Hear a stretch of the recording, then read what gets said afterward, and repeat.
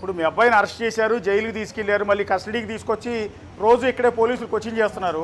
మరి మీ అబ్బాయిని ఏమి కలిసే ప్రయత్నం చేయలేదు? ఒకసారి వచ్చి కొడుకుని చూడాలనిపించట్లేదా మీకు?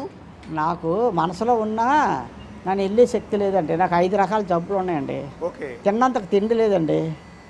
నాకు ఇలాగ మా ఆఫీస్కి వెళ్ళి రావాలంటేనే నాకు కళ్ళు తిరిగిపోతున్నాయి. ఎక్కడ పడిపోతానో నాకే తెలియదు.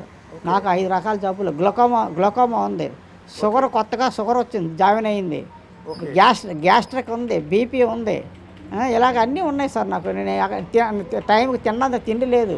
నేను ఈ ఎండతోటి వెళ్ళి అక్కడికి ఏ కర్రీ పాయింట్ తెచ్చుకుంటే తినబుద్ధి లేదు, వాంతులు వచ్చేస్తాయి.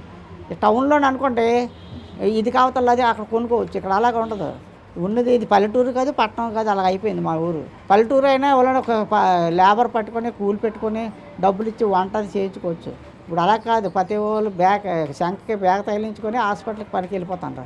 అక్కడ వాళ్ళు వేలు ఇస్తారండి. వేలు నేను ఇవ్వగలరా చెప్పండి? నేను తినాలా, మందులే కొనుక్కోవాలా, వాళ్ళకి వేలే ఇవ్వాలా? అందువల్ల అన్నీ ఎంతైనా మీరు తండ్రి కన్న కొడుకుని చూడాలని ఉంటుంది. కన్న కొడుకు కష్టాల్లో ఉన్నాడు, మీ కడుపును పుట్టిన కొడుకు ఈరోజు పోలీసుల చేతిలో ఉన్నాడు. సో చూడాలనిపిస్తుంది కదా ఏ తండ్రికైనా కూడా.